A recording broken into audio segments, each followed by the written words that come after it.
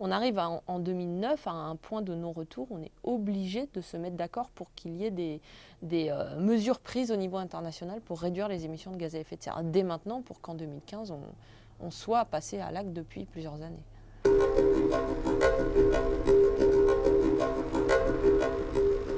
On risque de voir la température mondiale moyenne dépasser une augmentation de 2 degrés. Et au-delà de ce 2 degrés, c'est pareil que le pic, non seulement on doit réduire à partir de 2015, mais en plus on ne doit pas dépasser 2 degrés. Sinon, il risque d'y avoir des emballements climatiques désastreux et qu'on est incapable aujourd'hui scientifiquement de prévoir. Par exemple, les forêts, au lieu de capter le carbone de l'atmosphère, se mettraient à rejeter le carbone. Les océans, au lieu de capter le CO2 qu'ils captent aujourd'hui, pourraient, dès lors qu'ils se réchaufferaient trop, pourraient libérer au contraire le carbone qu'ils ont emmagasiné, et donc un phénomène véritablement d'emballement climatique, qui ne serait plus maîtrisable et auquel les sociétés auraient de très grandes difficultés à s'adapter.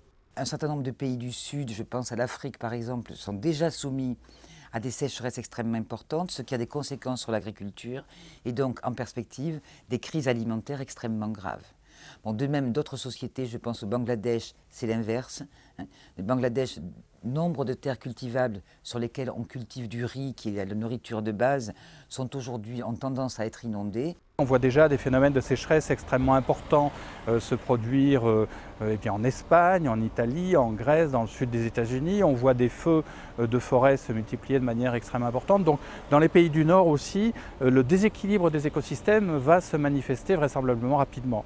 Une différence importante, c'est que nous avons techniquement et en termes matériels plus de possibilités de mettre en place des dispositifs permettant dans un premier temps, de se protéger en partie des effets du changement climatique.